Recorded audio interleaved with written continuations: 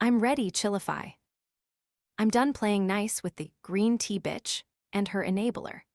The moment I saw Tina enter my engagement ceremony with Evan, wearing a dress identical in style and design to mine, I immediately understood that the marriage I had nurtured for so long should not continue.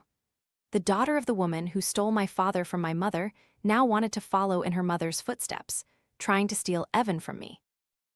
I no longer wanted this scoundrel, but she shouldn't expect to achieve her goal either. I smashed the decorations at my own engagement ceremony, then calmly left the city. I'm not playing this game anymore. To avoid the same lonely heartbreak my mother endured, I took decisive action. I ripped Tina's dress right in the middle of the engagement ceremony, shattering everything meticulously prepared for it. Tina's mother, Mrs. Lily, was so furious her face turned pale, and she fainted. Amidst the chaos, Mr. Kai frantically called for an ambulance. What was truly heartbreaking was that Evan, my fiancé, stood shielding Tina and her mother, then turned to criticize me. "They just wanted to share important moments in your life," he said. He continued, "I admit I gave Tina that dress, but you two are sisters. What's so strange about wearing matching outfits? For years, Tina and her mother have tried to win you over, yet you've always been cold, never treating them kindly.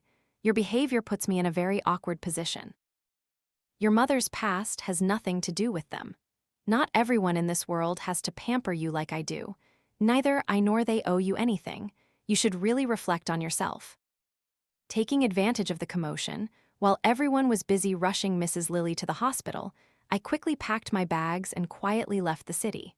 From the moment I decided to ruin the engagement to when I left, only 10 hours had passed.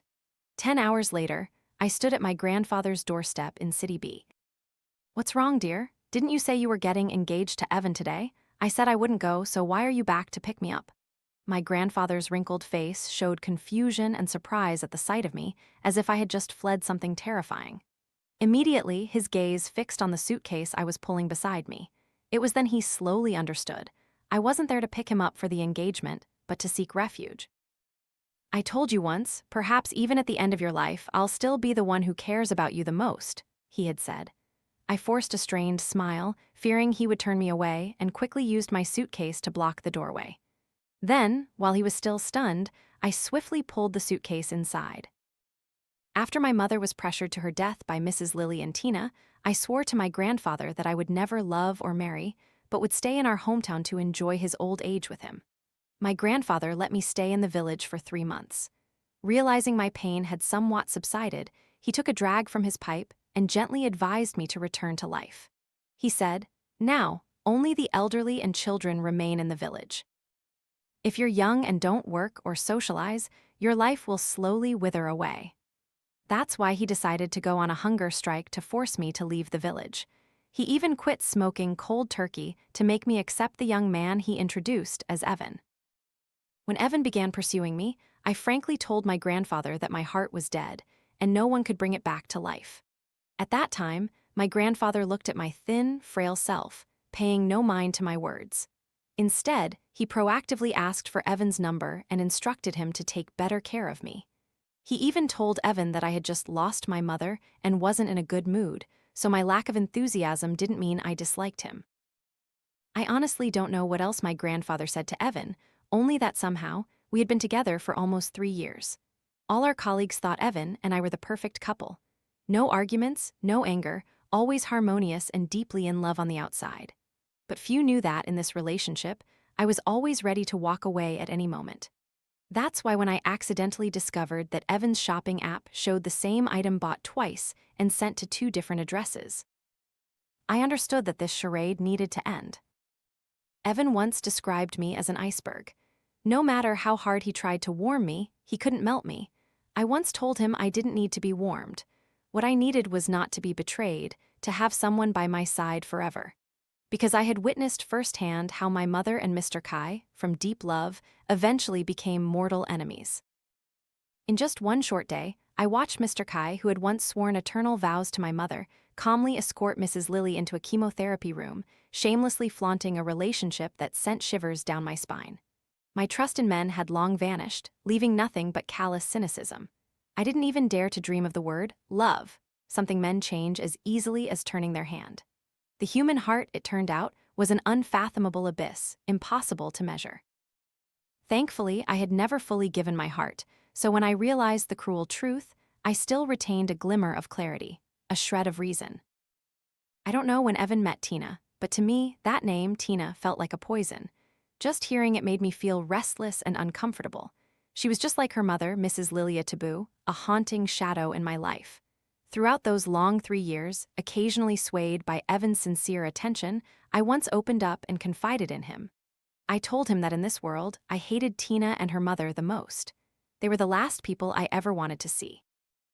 I even stressed that wherever they were, I would stay far away, never stepping foot there. At that time, he gently stroked my hair, his hand tightly holding mine, his eyes and voice full of commitment and reassurance. He said, "I remember. I will never let you be troubled or uncomfortable in this life. If you don't like them, if you don't want to see them, I will never allow them to appear before you." Yet, in the end, he personally went to pick up Mrs. Lily and her daughter, bringing them to our engagement ceremony.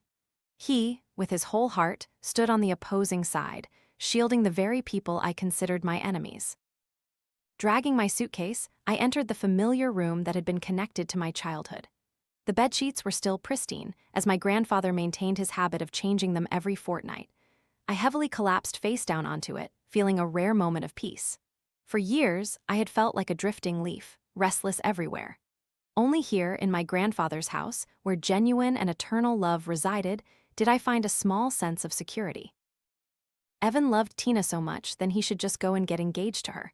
I'm not playing anymore.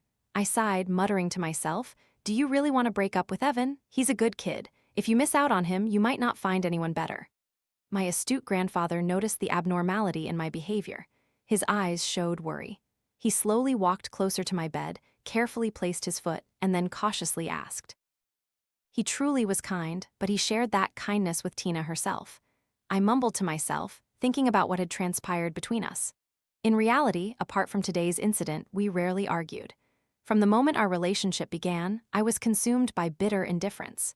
Whenever we dated, I tried to appear aloof, uninterested, hoping Evan would get angry, frustrated, and leave me.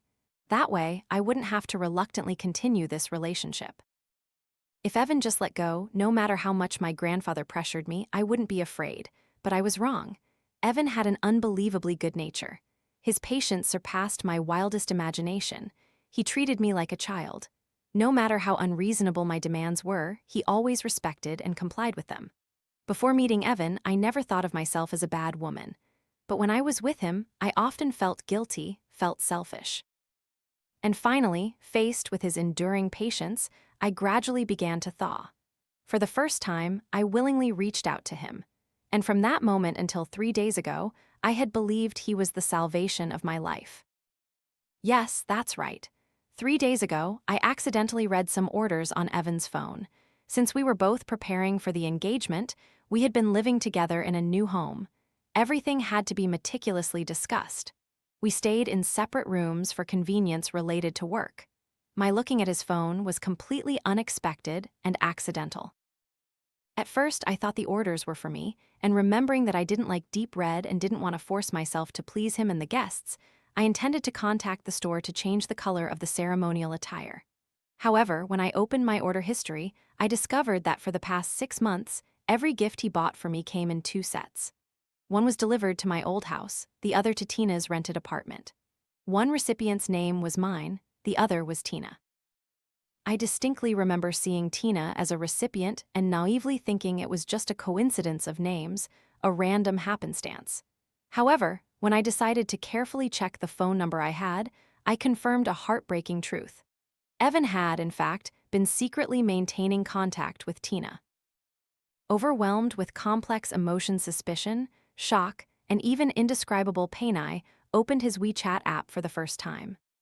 I discovered that just 1 year after our love had blossomed, Tina had cleverly used the excuse of wanting to reconcile with me to get acquainted with Evan on WeChat. Initially, they maintained a certain distance, exchanging polite and formal messages. But as Evan gradually revealed his identity within his social media friend circle, and as videos and photos expressing his affection for me became increasingly widespread, Tina's tone grew suspiciously ambiguous and suggestive. By my birthday last year, Tina had subtly expressed her wish to give me a birthday gift. Then, after Evan dropped me home, he secretly went to meet her. Sadly, the gift she mentioned, even now, after a long year, I have never seen or received any trace of it. For an entire year, 365 days, Evan flawlessly played the role of a boyfriend by my side, while secretly spending time meeting Tina alone. He even attended Mrs. Lily's birthday party as a de facto son-in-law. In a photo Tina sent to Evan, Mr. Kai and Mrs. Lily were wearing traditional attire together. Evan stood behind Mrs. Lily, while Tina stood behind Mr. Kai. In front of them was a lavishly decorated three-tier birthday cake. All looked at the camera, beaming radiant smiles, their faces overflowing with happiness. A cozy, laughter-filled family picture of four. I still vividly remember the moment Mrs. Lily celebrated her 50th birthday. She called me, but as soon as I heard her voice, I immediately hung up. Evan had also indirectly asked if I was free that weekend, if I wanted to visit Mr. Kai.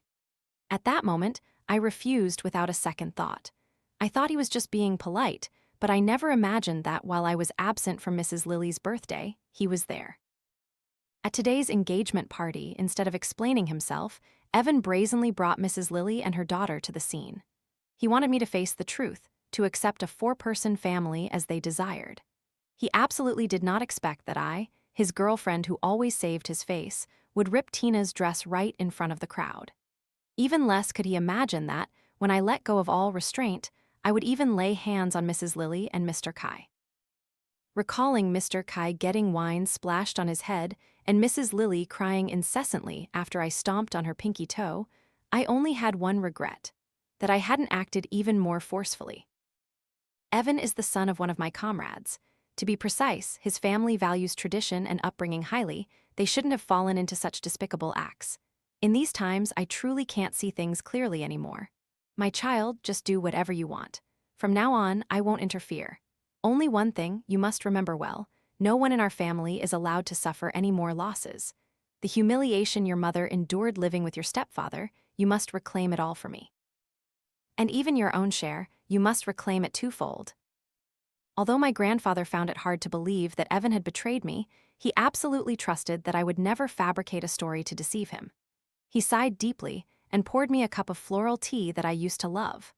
Watching the hazy steam rise from the teacup, I suddenly remembered Evan's gaze at me during the engagement ceremony. His eyes held intense rage, utter astonishment, bewilderment mixed with profound humiliation. As much tolerance and generosity he showed me before, today he was equally harsh and bitter. Mrs. Lily and Tina were the enemies who stole my mother's life. He had never experienced the pain I faced, yet he wanted me to smile and forgive. I simply couldn't do it. Never. If it were him, if his stepmother forced his birth mother to her death, could he be magnanimous enough to treat them like family? Certainly not. Human nature is inherently selfish. No matter how skilled Evan was at pretense, in the end, he would still reveal his flaws. I felt fortunate that the moment he was exposed came so perfectly. I felt even luckier that throughout the past 3 years, I had never fully given myself away. Whether my body or my heart, I always belonged to myself. Don't worry, my granddaughter is much stronger than your mother. I have 100 clever minds, unlike your mother, who was so naive she barely had one. This full suitcase of ours doesn't just hold clothes. After looking at the items in the suitcase, I glanced at my phone screen. Anticipation enveloped me. I was waiting for a call from Evan, the man I loved. However, the first person to connect with me on the phone was not Evan, but a familiar voice, Tina's. "Sister, why do you have to act like this?" she began, her tone feigning distress. "Mom and I just came to the engagement to simply try and improve our family relations," she continued, as if wronged. "We came to integrate, to become a part of this family. Why do you keep pushing us away and excluding us?" Tina's face, with reddened eyes and tears welling up after I tore her dress in front of the crowd today, looked pitiful. She tried to compose herself. Only when Evan, the man she was trying to snatch, draped the very waistcoat I designed over her, did her tears begin to fall like rain. "Is that enough acting? Haven't you gotten tired of this role after all these years? If you love to act and express yourself this much, then pursue a professional path. Study acting formally and deeply to hone your talent." Over the past 3 years, saying I had completely cut ties with them isn't accurate. Ever since my beloved mother, driven to despair by Mrs. Lily and Mr. Kai, committed suicide by jumping from a hospital building, I had chosen to delete and block every possible means of contact with them. However, Tina, somehow, always found countless ways to approach and reconnect with me. Initially, she sent veiled messages, intentionally feigning a desire for reconciliation, wishing for me to return to the old family home. After I repeatedly rebuffed and challenged her, she no longer bothered with her pretense. Whenever Evan, my fiancé and her lover, gave luxurious branded items to her and her mother, she would immediately be the first to brag to me. The latest seasonal handbag, dazzling jewelry heavily advertised in the media. All the things that used to belong to me, expressions of love, now lay in the hands of Mrs. Lily and her daughter. The women who shattered my happiness. Knowing full well that Mr. Kai and Mrs. Lily had cut off all my financial support with the sole purpose of making my life difficult and provoking me, Tina didn't hesitate to travel a long distance, coming to the very store where I worked part-time to earn a living, intentionally choosing me as her server. After one incident where I almost slashed her face with a knife, she no longer dared to confront me directly. Instead, she switched to provocation through taunting actions on social media. I chose to ignore those meaningless provocations. Up until now, the last time I replied to or answered her call was 2 years ago. Sister, I know you've always blamed Mom and me for your mother's death, but you have to understand, even if Mom and I hadn't appeared in your father's life, your mother would have still found that path. Her tone was still brazen, devoid of any sympathy for my pain. For years, we've thought that maybe when Auntie chose to jump, it wasn't out of resentment towards us, but because she wanted to free herself that way and also help all of us. Tina continued to speak, her tone like that of a hypocrite. Auntie was pampered since childhood. After marrying your father, she just stayed home enjoying a privileged life, never experiencing financial hardship. The most painful thing in her life was when she got cancer and had to endure the torment of chemotherapy sessions. Tina's incredibly shameless and brazen words echoed in my ears once more. If she were standing in front of me now, and if I didn't have to worry about taking care of my grandfather until his last days, I swear I wouldn't hesitate to use a knife to take her life. I gnashed my teeth ferociously, trying to use reason to suppress the impulsiveness surging within me. So, according to you, my mother should be grateful to you and your mother for stealing my father. I told myself, a gentleman's revenge is never too late. Evil and good both have their retribution. It just hasn't arrived yet. Thinking of the elaborate plans I had prepared, I took a deep breath, trying to suppress the simmering anger within me. No need to be grateful to us, she continued, her tone somewhat triumphant. As long as you accept Mom and me, we'll be content. Tina continued to persuade. Sister, brother-in-law told me, if you just come back and apologize to me and my parents just once, everything today will be forgotten. He will still hold the wedding as planned. Then our 5-person family will be reunited, loving each other as before. What a beautiful prospect. When she uttered the words, apologize, Tina's voice suddenly deepened, laced with a hint of vicious malice. Give the phone to Evan. I clenched the phone tightly, no longer wanting to say another word to this malicious woman. Brother-in-law is showering and forgot his towel. Let me bring it to him, she whispered. Brother-in-law, your sister is calling you. Tina was completely unaware that I had already discovered the truth about her illicit relationship with Evan. She deliberately walked provocatively, then opened the bathroom door where Evan was showering. The bathroom door in the bridal home where I was supposed to be the bride was shoddily installed. Every time it opened, it made a very loud sound. I had contacted a repairman, but it still hadn't been fixed. So, even though I couldn't see the scene inside, just hearing the sound from the door, I knew that Evan had allowed Tina into the house that was supposed to be exclusively for him and me. Tina, why did you bring it in like this? What if someone appeared? Along with those annoyed sounds mixed with a bit of surprise. No matter how foolish, he understood that Tina's action was a declaration of ownership against me. I'm sorry, I really didn't think that deeply. I just wanted to follow your advice and tell my sister to come back and apologize to you. I slipped up and forgot that my sister hasn't realized our relationship yet. Tina, reprimanded sternly by Evan, immediately adopted a weak demeanor, her voice turning soft. Any woman listening would easily recognize her as a prime example of a green tea bitch. The kind men, admittedly, are often easily taken in by. Feeling utterly disgusted, I decided to open the surveillance camera I had installed in the house 2 days prior. On the screen, Tina was wearing the nightgown I had prepared for my wedding night. She weakly clutched a corner of the gown, her tear-filled eyes hidden behind her thick bangs, shyly looking towards Evan. Then, individual tears began to stream down her cheeks, pitter-pattering onto the floor. Initially, Evan seemed angry, but faced with her vulnerable appearance, he eventually changed his demeanor. Instead of anger, he gently lifted her and placed her onto the wedding bed prepared for him and me. Jenny, I hope you understand one thing. Before we become husband and wife, I could see you as an innocent girl, indulge you, protect you, love you unconditionally. But after marriage, you need to mature. I need a wife who can share and shoulder responsibilities with me. Before you and I build a new family, you must resolve the issues within your own family. This is the first challenge a chief daughter-in-law of the Jayan family must face. His hand continued to caress tenderly, yet his tone carried strictness mixed with a hint of admonition. If I hadn't witnessed this video with my own eyes, I truly couldn't believe Evan could be this brazen. He was openly flirting with Tina while simultaneously adopting a moralistic tone, lecturing me. The position of chief daughter-in-law of the Jayan family was lauded as lofty and noble, as if gilded in gold or adorned with jewels. What was there to desire? Don't you love Tina so much? Then give her that title. I absolutely don't want it. Evan, listen carefully. I, Jenny, want to end things with you.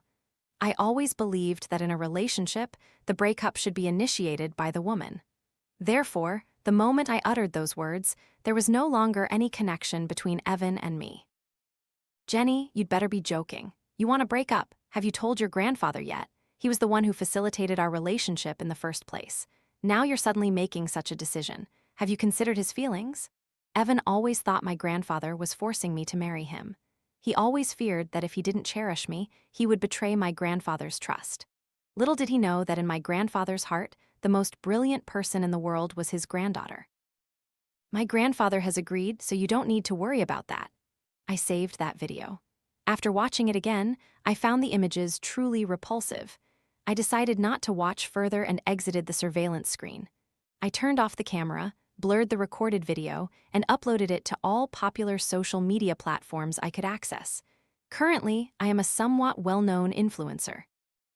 Since I began renovating the new home, from conceptualizing interior design to the final stages of decoration, I had shared everything and received the companionship and witness of my fans.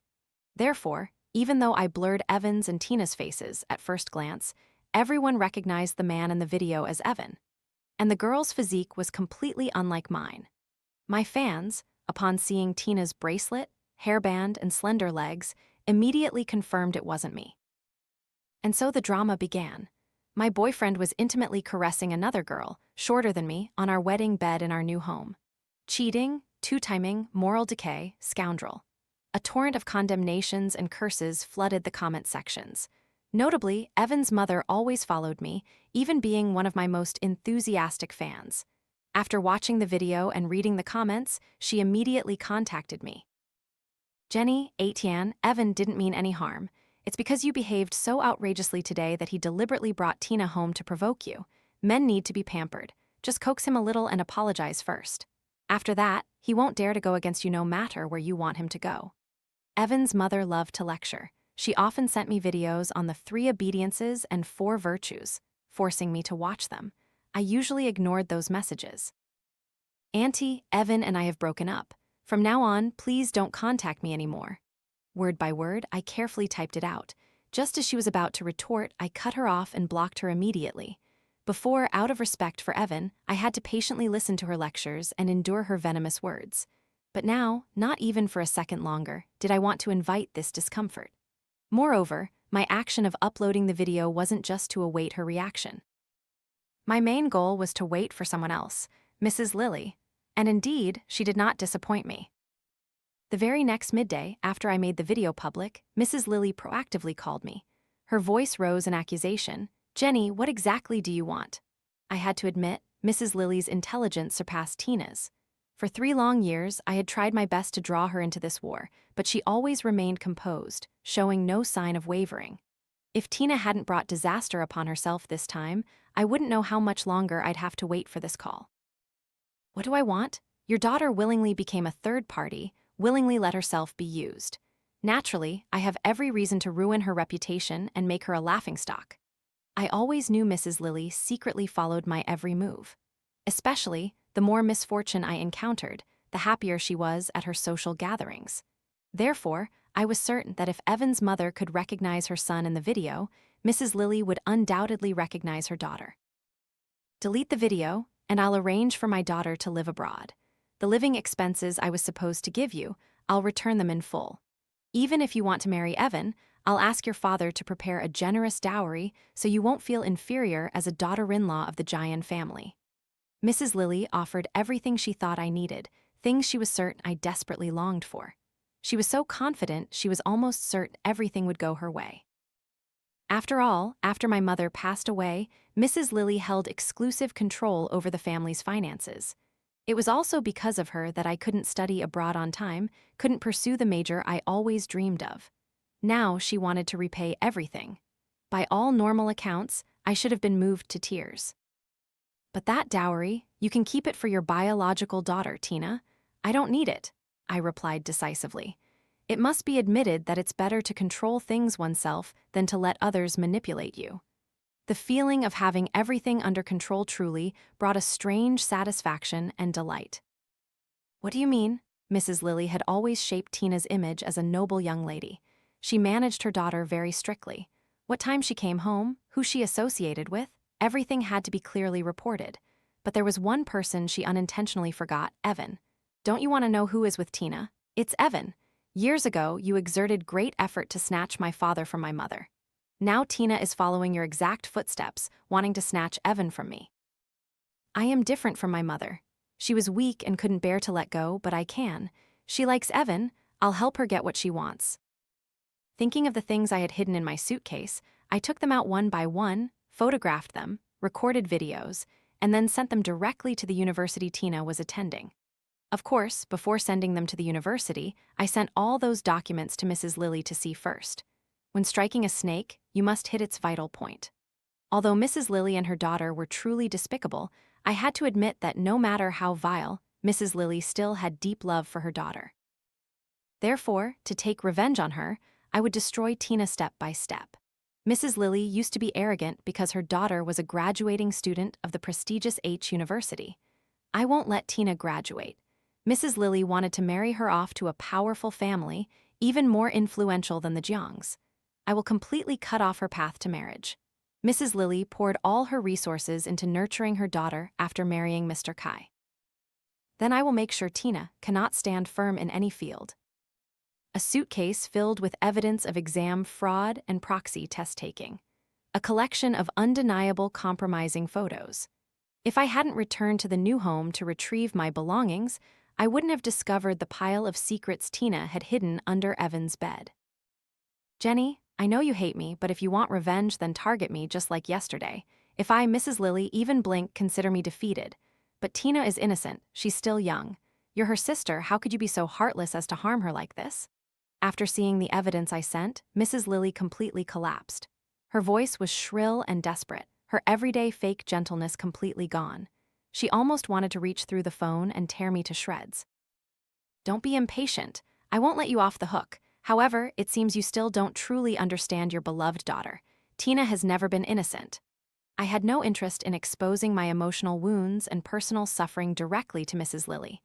The actions Tina inflicted upon me were no less significant than what Mrs. Lily did to my mother. The saying, sow the wind, reap the whirlwind, seemed to be the truth for both her and her daughter.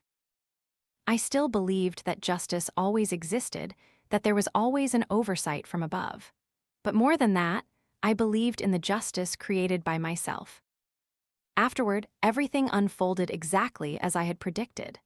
The news of Tina cheating on exams and hiring someone to take tests for her became a public sensation. It not only caused a stir at the university, but also spread, creating a wave of criticism nationwide. She was forced to withdraw from the university and was shunned and abandoned by the Jian family. Although Mrs. Lily tried everything, disregarding all her connections to salvage the situation, the upper class had already seen Tina's true colors. How brazen and reckless she was, like mother, like daughter. The family's upbringing and discipline were indeed inherited perfectly, without any deviation. What truly surprised me the most was that after Tina's scandal was exposed, Mr. Kai immediately, without hesitation, proceeded with divorce proceedings against Mrs. Lily. I had once imagined Mr. Kai might, out of love for Mrs. Lily, be willing to abandon the wife who had endured decades of ups and downs with him. Although I had provided ample evidence proving that Mrs. Lily had embezzled a significant amount of joint assets throughout their 3-year marriage, I still thought, through my distorted lens, he wouldn't believe it. He might even turn around and blame me, falsely accusing me of fabrication.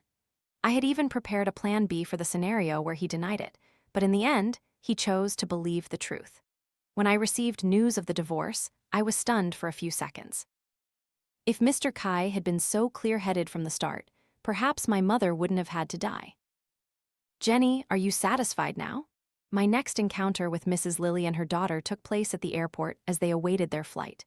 I couldn't help but chuckle internally, surprised that my enemies often crossed paths with me in such confined spaces.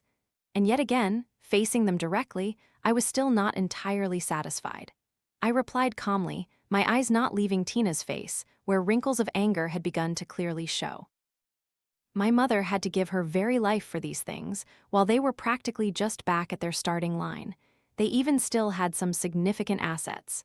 By calculation, they were still far ahead. So what was there for me to be satisfied with? "You kicked my daughter and me out of the house, thinking your father would choose you? You're so naive, haven't you heard? Your father is in love again. This time, the woman is only in her 30s. Mrs. Lily could no longer hide the resentment in her heart. She had once believed that after marrying my father, her life would be free from suffering, yet unexpectedly, she was ultimately driven out. From the day my mother passed away, Mr. Kai was no longer my biological father to me. If he wanted to remarry, he was free to do so. After all, his remaining time was not long. After parting ways with Mrs. Lily and her daughter, I received a call from Evan. "Jenny, I just called to clarify. Everything between Tina and me was initiated by her. At least, while I still loved you, I never thought of betrayal." Right, lately, Evan's luck had completely run out. Since his affair with Tina was exposed in the news, he had also been grounded and had his cards cut off by the Jian family. A carefree young man, always smiling brightly, had suddenly become gaunt, aging miserably.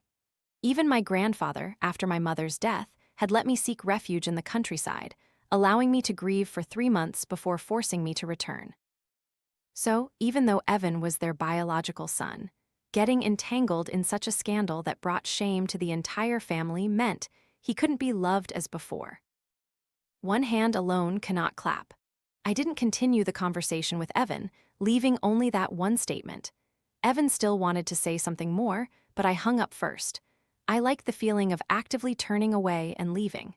After witnessing my mother's hand slip from my grasp, I hated to my core the feeling of being abandoned by others.